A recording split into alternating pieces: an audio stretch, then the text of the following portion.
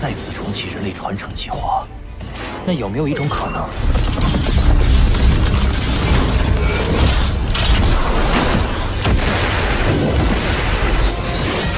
强者，卢峰出事了！我这里有个警报。卢峰出事了！血统排前10的南卡星人，他们一出生就是行星级。否则如何？天赋分身，陨域。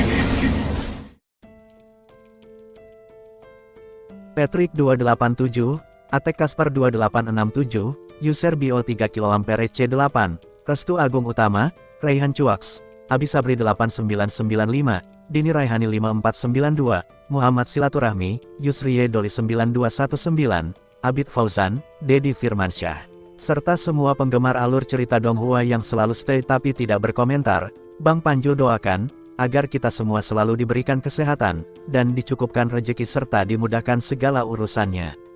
Yang dimana pada pembahasan kali ini, Bang Panjul akan mendongengkan pada kalian, spoiler atau bocoran Donghua Swallowed Star, part 198. Yang dimana pembahasan part 198 ini, Luo Feng akan memulai proses penciptaan tubuh klon keduanya, serta pangeran dari sebuah kerajaan di alam semesta yang mengincar nyawa Luo Feng. Dan biar nggak kelamaan openingnya, mending segera siapkan headset, kopi dan cemilan, karena hitungan mundur akan segera dimulai. 3, 2, 1, gaskan. 地球者，诛！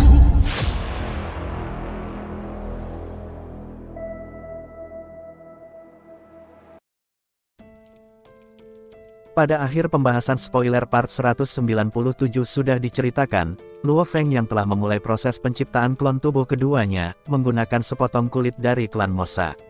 Yang penjelasan tentang klan ini sendiri, telah dipaparkan secara rinci pada episode sebelumnya. Yang dimana, saat proses cloning telah sepenuhnya dimulai, tampak inti batin Golden Hornet Behemoth yang bergetar hebat, diikuti potongan kulit hitam dari klan Mosa yang seketika menguap dan membentuk telur emas berbentuk oval. Saat itu Luo Feng berpikir, karena tingkat kekerasan dari kulit klan Mosa ini, maka proses penciptaan tubuh cloning ini akan memakan waktu yang lebih lama, jika dibandingkan dengan proses penciptaan tubuh manusianya, yang tewas saat insiden binatang bertanduk emas, yaitu sekitar 100 tahun. Namun, setelah hari pertama proses pembentukan tubuh cloningnya, tiba-tiba Luo Feng terbelalak kaget. Karena faktanya, proses penciptaan tubuh klon dengan menggunakan DNA dari klan Mosa ini, hanya membutuhkan waktu 3 tahun 9 bulan. Melihat keterkejutan Luo Feng, Babata pun berkata, "Luo Feng, klan Mosa adalah ras dengan bentuk kehidupan energi, yang berbeda dengan ras manusia pada umumnya yang memiliki darah dan daging. Dan oleh sebab inilah, aturan untuk menciptakan cloning dengan DNA yang memiliki darah dan daging tidak berlaku pada klan Mosa. Sebagai bentuk kehidupan energi, selama dunia internalmu mampu memelihara inti kristal kehidupan, maka ia akan secara otomatis melepaskan energi dan membentuk tubuhnya sendiri. Dan satu hal lagi kehebatan dari ras dengan bentuk kehidupan energi ini, yang dimana selain bentuk manusia pada umumnya, ras dengan bentuk kehidupan energi ini dapat mengambil bentuk lain, seperti halnya kura-kura, bangau, reptil, amfibi, ataupun para penggemar yang belum subrek, dan yang harus kau lakukan hanyalah memelihara inti kristal kehidupan, ucap Babata. Mendengar penjelasan Babata, Luo Feng pun berkata, "Klan Mosa, benar-benar ras yang luar biasa," ucap Luo Feng. Singkat cerita, saat proses cloning di dalam inti batin Golden Hornet Behemoth terus berlanjut, tampak Luo Feng yang berdiri di atas gedung di wilayah hutan belantara di luar pangkalan kota Jiangnan, dengan memegang tongkat panjang berwarna emas gelap, yang mengeluarkan aura yang sangat menakutkan, hingga membuat sejumlah besar binatang buas tidak berani untuk mendekatinya. Di sela itu, Luo Feng yang merasakan tekanan energi yang dilepaskan oleh senjata dewa tersebut pun berkata, "Sial, memegang senjata ini sudah seperti memikul sebuah gunung," ucap Luo Feng. Mendengar ucapan itu Babata pun berkata, "Luo Feng, senjata roh 9 lapisan Hun Tian Yan adalah senjata roh tingkat 5, yang tentunya, untuk menggunakan senjata ini jauh berbeda dengan senjata normal yang berada pada level 1, 2, dan 3. Karena untuk menggunakannya, Kamu harus mendapat pengakuan dari senjata tersebut, dengan cara meninggalkan jejak energi spiritualmu pada senjata itu. Jadi sekarang lakukanlah, saat proses itu telah selesai, maka senjata dewa itu akan mengakui dirimu sebagai tuannya, dan kau pun akan dengan leluasa memegang senjata itu, ucap Babata. Mendengar ucapan itu, Luo Feng pun segera duduk bersila, sembari menaruh tongkat panjang itu di pangkuannya. Babata, menurutku dengan level kekuatanku saat ini, harusnya aku bisa menguasai lapisan pertama dari senjata ini, ujar Luo Feng. Oke gengs, di sini Bang Panjul jelasin sikit tentang nama dari tiap lapisan senjata dewa ini. Yang dimana lapisan pertama tidak disebutkan namanya, jadi teman-teman pilih sendiri nama untuk lapisan pertama ini. Sedangkan untuk lapisan kedua, disebut pedang penusuk langit. Untuk lapisan ketiga, disebut pedang surgawi. Lapisan keempat, disebut keterampilan waktu. Lapisan kelima, disebut pemotong jarak. Lapisan keenam disebut pedang kesendirian. Lapisan ketujuh disebut tongkat emas mengguncang langit. Lapisan kedelapan disebut pedang emas pembelah kekosongan. Sedangkan lapisan kesembilan disebut, bahkan makhluk abadi bukan tandingan. Yang dimana jika seseorang berhasil menguasai bentuk kesembilan ini, maka ia akan dengan mudah membunuh seorang pejuang abadi. Yang tentunya, akan sangat sulit untuk mencapai lapisan kesembilan ini guys. Di sela itu Babata berkata, Luo Feng, mencapai bentuk kesembilan akan sangatlah sulit, karena kau harus benar-benar memahami hukum asal-muasal alam semesta. Yang dimana di antara seluruh ras manusia di alam semesta, sangat sedikit yang benar-benar mencapai bentuk kesembilan dari senjata dewa itu. Karena faktanya, kesulitannya sendiri jauh lebih sulit daripada mencapai tingkat pejuang abadi, ucap Babata. Mendengar ucapan itu, Luo Feng yang sama sekali belum memahami hukum asal-muasal alam semesta hanya bisa menghela nafas panjang. Saat itu, saat Luo Feng tengah membenamkan dirinya dalam melatih tahap awal senjata roh 9 lapisan Hun Tian Yan, tampak di ibu kota kekaisaran kerajaan Gunung Naga Hitam, terlihat seorang pangeran yang mengenakan gaun kekaisaran, yang saat itu sedang duduk di singgasana sembari berkata dengan dingin. Apakah kalian sudah menemukan informasi keberadaan Luo Feng? Ucap sang pangeran, yang tidak lain, pangeran ini adalah Bu Luolin, pangeran ke-9 kekaisaran Brolin, yang saat itu mengikuti perburuan harta karun di dalam dunia petir. Di sela itu, mendengar pertanyaan dari Bu Luolin, sang bawahan yang datang melapor pun berkata, Maaf yang mulia kami tidak dapat menemukan keberadaannya. Karena setelah keluar dari dunia petir, kami tak berani untuk mengikutinya, karena saat itu ia pergi bersama anggota dari Gunung Tiga Kapak yang berada di bawah Tuan Sektor Mingyu, ucap sang bawahan. Mendengar ucapan itu, ekspresi Brolin pun menjadi geram, dan langsung mengusir si bawahan tadi. Bangsat, karena insiden di dalam dunia petir dan mendapatkan bola kristal warisan sialan itu, membuat kakek Hargrey telah kehilangan banyak harta untuk menenangkan amarah para tuan sektor, bahkan dia sampai dianggap sebagai pecundang besar di kekaisaran. Bagaimanapun, aku harus menemukan keberadaan Luo Feng, karena aku sangat yakin, dia memiliki banyak harta karun yang didapatnya di dalam dunia petir, gumam Bu Luolin. Oke gengs, di sini Bang Panjul jelasin dikit tentang insiden di dalam dunia petir. Yang dimana saat itu Brolin memerintahkan lebih dari 220.000 pasukan, yang ternyata pasukan itu adalah bawahan dari puluhan tuan sektor dari dua tanah suci di Kekaisaran Gunung Naga Hitam, yang sengaja menyerahkan pasukan mereka untuk mendukung Bu Luolin demi mendapatkan kata sandi dari kristal warisan. Yang dimana menurut rumor yang beredar, kristal warisan itu berisikan tentang asal-muasal alam semesta. Namun sayang, setelah mengeluarkan banyak biaya untuk mengumpulkan 3 kata sandi dari kristal tersebut, ternyata isi dari kristal itu bukanlah pemahaman tentang asal-muasal alam semesta, melainkan rekaman kata-kata ejekan dari Tuan Sektor Kabu. Dan karena kegagalan inilah, yang membuat Hargrey hampir bangkrut, karena harus membayar kompensasi kepada beberapa Tuan Sektor. Namun demikian, walaupun telah membayar sebagian kompensasi, masih ada beberapa tuan sektor yang masih terus mengejar dan menagih janji padanya, hingga akhirnya hal ini membuat dirinya kehilangan kekuasaan di dalam tanah suci Gunung Naga Hitam, yang hal itu sendiri telah berdampak negatif pada posisi Pangeran Brolin. Memikirkan hal itu, membuat Bu Luolin semakin marah. Sial, semua ini gara-gara Luo Feng, bahkan kedua saudaraku pun mulai ingin berebut tahta kerajaan denganku. Padahal sebelumnya, Aku telah menyerang pasukan Gunung Tiga Kapak menggunakan 12 meriam laser, dan berhasil membunuh 11 orang, yang 2 diantaranya adalah pejuang tingkat semesta, dan hanya Luo Feng lah yang selamat.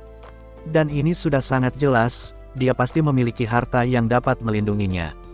Dan di luar dari itu, dia pun memiliki cincin penyimpanan yang mampu menyimpan kapal alam semesta, jadi apapun caranya, aku harus menemukan Luo Feng, dan mengambil semua harta miliknya. Karena dengan uang, aku bahkan bisa menundukkan seorang tuan sektor, apalagi hanya kedua saudaraku itu, gumam Brolin, yang saat itu memikirkan cara untuk mendapatkan harta milik Luo Feng. Waduh Lin Oh Lin, cari mati kau Lin. Berani ganggu Luo Feng, nyawa taruhannya. Setelah berpikir sejenak Brolin pun segera mengganti pakaian kekaisaran dan menggunakan pakaian kasual, lalu bergegas meninggalkan istana untuk menemui kakeknya Hargrey, yang berada di puncak gunung di tanah suci Gunung Naga Hitam. Saat akan mencapai puncak gunung, tampak seorang pria kurus dengan aura yang sangat mengerikan yang melesat turun dari puncak gunung sembari melihat ke arah Brolin. Yang mulia Brolin, ada perlu apa Anda datang ke tanah suci? Tanya si pria kurus dengan suara rendah. Ada hal yang perlu aku bicarakan dengan kakekku, ucap Brolin. Di sela itu tiba-tiba terdengar suara yang bergema dari atas puncak gunung. Izinkan dia masuk, ucap suara yang penuh dengan tekanan. Mendengar ucapan itu, si pria kurus pun memandang Brolin sembari berkata dengan dingin. Ingat, pergilah langsung menghadap kepada Tuan Hargrey, dan jangan mencoba untuk berkeliaran ke tempat lain karena ini adalah tanah larangan, ucap si pria kurus. Mendengar ucapan itu, Brolin pun mengangguk dengan patuh. Tak berselang lama, suara penuh tekanan itu kembali terdengar. Brolin kemarilah, ucap suara tersebut, yang tidak lain itu adalah suara Hargrey. Di sisi lain, melihat kedatangan cucunya, Hargrey pun memandang Brolin dengan tersenyum sembari berkata, Luolin mengapa kau datang ke sini, apakah ada hal yang ingin kau sampaikan, tanya Hargrey. Brolin lantas berkata, kakek, akhir-akhir ini hari-hariku terasa berat, bukankah kakek tahu sendiri, melakukan apapun di dalam wilayah kekasaran membutuhkan uang yang banyak, ucap Brolin, memasang ekspresi tidak berdaya. Melihat ekspresi cucunya, Hargrey pun tampak merasa bersalah. Karena sebelumnya, Brolin telah tampil dengan sangat baik dan menemukan banyak harta di dalam dunia petir. Namun sayang, karena tipuan bola kristal warisan, membuat harta yang didapat oleh cucunya itu digunakan untuk menenangkan para tuan sektor, membuat Brolin menjadi seperti ini. Di sela itu Brolin berkata, kakek, saat insiden di dalam dunia petir aku menemukan seekor semut tingkat bintang, yang telah memperoleh banyak harta karun. Namun sayang, dengan statusku saat ini aku tidak dapat menggunakan sistem informasi kekaisaran untuk mencarinya, dan hal ini membuatku sungguh frustasi, karena tidak bisa mendapatkan harta tersebut. Mendengar ucapan itu, seketika Hargrey yang telah bangkrut akibat insiden di dalam dunia petir pun, menatap Brolin dengan mata yang berbinar sembari berkata, apakah kau yakin pejuang tingkat bintang itu memiliki banyak harta? Ya kakek aku sangat yakin, karena sebelumnya aku telah mengetahui, bahwa dia berhasil menukar harta karun di dalam kastil petir. Dan alasan kedua, karena dia memiliki cincin penyimpanan yang dapat menampung kapal alam semesta di dalamnya, dan dia juga dapat selamat dari serangan meriam laser kelas C2, ucap Brolin. Mendengar ucapan itu, Hargrey pun berkata, siapa namanya dan informasi apa yang kamu punya tentangnya, tanya Hargrey. Dia bernama Luo Feng, saat di dalam dunia petir dia menggunakan identitas sebagai bawahan Tuan Ming Yu dari Gunung Tiga Kapak untuk memasuki markas sekutu. Namun karena hilangnya kekuasaan kakek, membuat statusku sebagai pangeran sudah tidak dianggap, dan tidak lagi memiliki otoritas untuk mencari informasi tentangnya melalui jaringan kekaisaran. Mendengar ucapan Brolin, Hargrey pun segera mengirimkan benang kesadarannya memasuki ruang virtual semesta, dan memberi perintah untuk mengumpulkan semua informasi tentang Luo Feng. Walaupun saat ini Brolin yang sudah tidak memiliki otoritas dan tidak bisa mencari informasi melalui jaringan kekaisaran, namun itu berbeda dengan Hargrey. Yang walaupun saat ini dia telah kehilangan kekuasaannya, namun dia adalah salah satu dari 3 penguasa sektor terkuat di tanah suci Gunung Naga Hitam. Dengan demikian, dia bisa dengan bebas mengakses informasi melalui jaringan kekaisaran.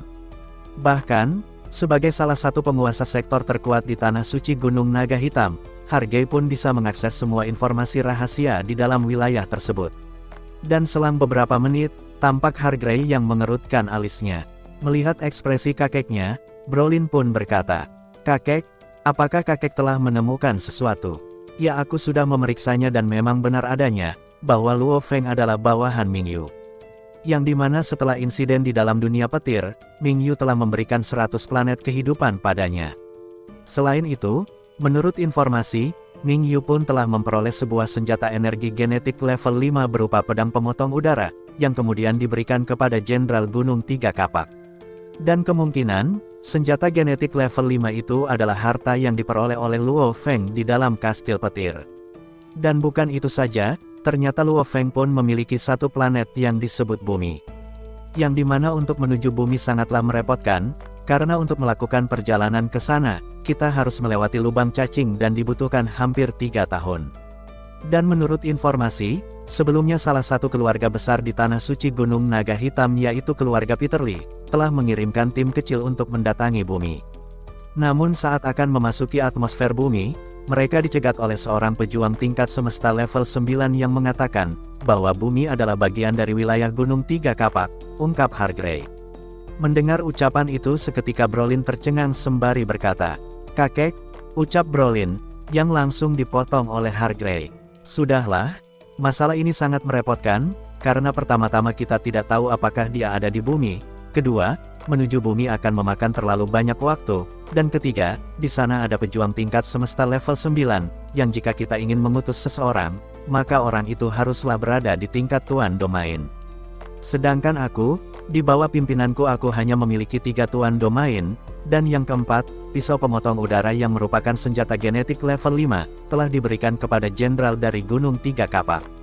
Yang dimana jika kita mencoba untuk mengusik Bumi yang merupakan wilayah dari Gunung Tiga Kapak, maka sudah pasti, Jenderal Gunung Tiga Kapak itu tak akan tinggal diam. Bukankah kau tahu sendiri, Gunung Tiga Kapak adalah pemimpin dari 4 organisasi, yang bahkan Kekaisaran Gunung Naga Hitam sendiri tidak akan berani untuk mengusiknya. Jadi untuk masalah ini aku anggap sampai di sini saja, karena akhir-akhir ini aku juga sangat sibuk melatih sekelompok murid," ucap Hargrey. Mendengar ucapan itu, Brolin pun memasang ekspresi tak berdaya sembari berkata, "Baiklah jika kakek berkata demikian," sahut Brolin. Apakah Brolin akan menyerah untuk mencari Luo Feng, dan seperti apakah kekuatan senjata dewa yang dilatih oleh Luo Feng? Jika ingin mengetahui lanjutan kisahnya, langsung disubrek aja, karena ini adalah akhir dari pembahasan spoiler Swallowed Start, episode 198. Akhir kata, Panjul di sini pamit, dan see you next video. 反地球者，诛！